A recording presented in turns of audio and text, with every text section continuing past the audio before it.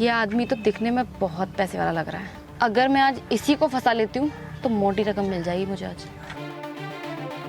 हाँ, ये सही रहेगा।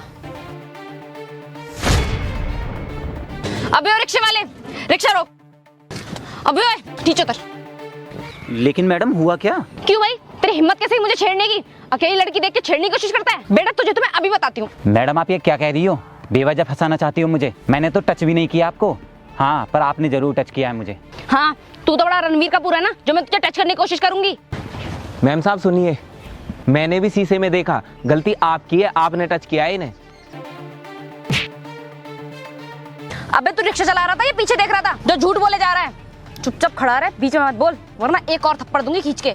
सुनिए मैडम, आप खामा बात को बढ़ा रही हो, ये सही नहीं है। भलाई इसी में है, चुपचाप निकल जाओ यहाँ से और हमें भी जाने दो। चलिए भैया। अबे ऐसे कैसे चला जाएगा तू? लड़की तो क्या कमजोर समझ रहा है मुझे? जो तू मुझे छेड़ेगा और चुपचाप चला जाएगा, तेरा हिसाब तो मैं अभी करती हूँ। मैम साहब, जब साहब ने कोई गलती की ही नहीं है तो क्यों खामखा आप इनके पीछे पड़ रही हो? बेटा तुझे चुप खड़ा रहने के लिए बोला है ना मैंने, तू फिर भी मुझसे बहस किया जा रहा है। रुक तू, अभी पुलिस को बुलाती हूँ और तुझे जेल पहुँचाती हूँ, तब पता चलेगा तुझे। नहीं मैम साहब, ऐसा मत करो प्लीज, पुलिस को मत बुलाओ। आप लड़की हो, आपकी तो सुन लेगी, हमारी नहीं सुनेगी, बेवजह पकड़ के ले जाएगी। ठीक है, तो नहीं बुलाऊंगी पुलिस को, पर तू मेरी बात ध्यान से सुन। अगर पुलिस से बचना है तो तुम दोनों मुझे अभी के अभी 25,000 रुपए दो, तभी तुम्हें छोड़ूंगी, वरना एक लड़की को छेड़ने के आरोप में तुम दोनों को सीधा जेल करवा दूंगी। पर मैम साहब, मैं इतने पैसे कहाँ से लाऊं? इतने सारे पैसे तो मैं साल में नहीं बचा पाता। कहीं से भी ला, मुझे इस बात से मतलब नहीं है। तो इसका मतलब तुम पैसों के लिए ड्रामा कर रही थी? यस, बिल्कुल सही समझा तुमने। खैर, अब अगर पुलिस से बचना है तो जल्दी से पैसे निकालो और निकलो यहाँ से चुपचाप। मैडम जब हमने गलत किया ही नहीं है तो पैसे तो हम देंगे नहीं, फिर चाहे आप पुलिस को बुला लो या वकील को। अच्छा बेटा, ज्यादा हीरो बन रहा है तू, लगता है तू ऐसे नहीं मानने वाला। अब पुलिस को बुला ही लेती हूँ। रुकिए मैम साहब, आप पुलिस को मत बुलाइए, हम अभी पैसों का जुगाड़ करते हैं। साहब आप एक बार मेरी बात सुनिए। सुनिए साहब, मेरे पास टर्री की किस्त भरने के लिए 10,000 है। आप भी 10,000 का जुगाड़ करके मैडम को दे दो, क्या पता वो 20,000 में मान जाएं। ऊपर से जेल में भी डाल देगी, इसलिए मैडम को दे ही देते हैं पैसे, वरना अगर यहाँ पुलिस आ गई तो वो भी पैसे लेगी हमसे। पर भाई साहब, जब हमने गलती की ही नहीं है तो फिर किस बात के पैसे दें हम इन्हें? देखो, मैं तो एक भी पैसा दूंगा नहीं इन्हें, और ना ही तुम्हें देने दूंगा, चाहे फिर कुछ भी हो जाए। अच्छा, इसका मतलब तू बिना पुलिस के डंडे खाए बिना मानेगा नहीं। रुक, अभी तेरी इच्छा पूरी कर देती हूँ।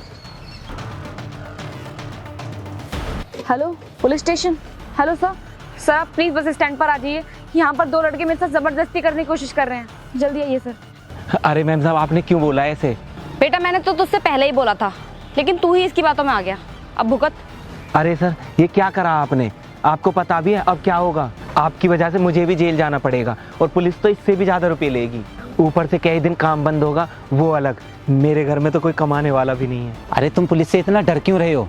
मैं हूं ना। साहब आप क्या कर लोगे, पुलिस किसी की भी नहीं सुनती, इन औरतों और लड़कियों के आगे। हाँ जी मैडम, किसने आपके साथ जबरदस्ती करने की कोशिश की? इधर आके बताओ।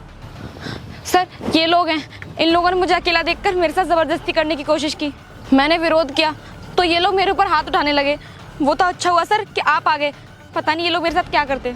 क्यों बे हरामखोरो, तुम्हारे घर में माँ बहन नहीं है क्या जो ऐसी गंदी हरकत कर रहे हो? चलो मेरे साथ थाने, वहीं बताऊंगा तुम दोनों को।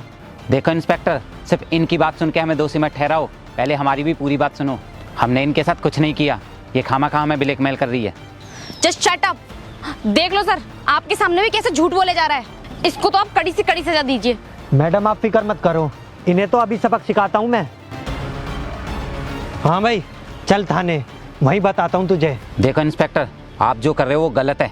जब मैंने आपको पूरी सच्चाई बता दी है तो फिर क्यों आप सिर्फ पैसे की बात सुन रहे हो? अच्छा बेटा, ज्यादा होशियार बनना है, लगाऊंगा अभी 2 डंडे, या चुपचाप थाने चल रहा है? नहीं साहब, आप गुस्सा मत करो, हम चलते हैं आपके साथ। चुप रहो तुम, कहीं नहीं जाएंगे हम लोग, बल्कि अब तो चुपचाप ये जाएगा यहाँ से। क्या कहा? मैं चुपचाप चला जाऊंगा? लगता है आज तक तेरा पाला पुलिस से पड़ा ही नहीं है, तभी इतना बोल रहा है। हाँ जी सर, आज ना आप इसको बता ही दो, पुलिस और हम लड़कियों की ताकत, कि हम कुछ भी कर सकते हैं। हाँ, अभी थाने ले जाकर डंडे लगाऊंगा ना इसे, तब इसकी सारी अकड़ निकल जाएगी। हाँ भाई चल थाने, वहीं बताता हूँ तुझे। मुझे बाद में बताना, पहले ये जान लो मैं कौन हूँ। I am sorry sir, please मुझे माफ कर दो। अरे सर क्या हुआ, आप अचानक से भीगी बिल्ली क्यों बन गए? चुप हो जाओ तुम, तुम्हारी वजह से अब मेरी नौकरी भी जाएगी। मालूम भी है किससे पंगा लिया तुमने? हमारे ज़िले के नए डीएम से।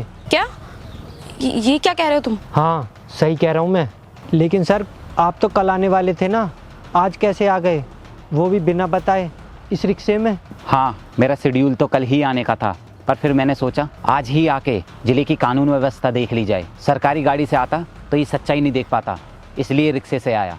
माफ़ कर दो सर, मुझसे बहुत बड़ी गलती हो गई, लेकिन मैंने ये सब जानबूझकर नहीं किया। कानून ने इन औरतों को इतनी ताकत दे रखी है कि हमें इनकी सुननी पड़ती है।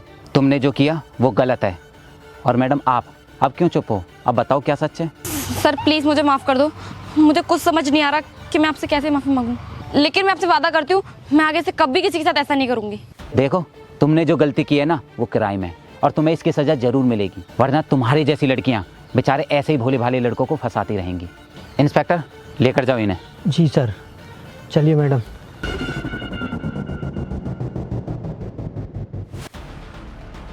माफ़ कर दो साहब, मैंने भी आपकी बात नहीं मानी।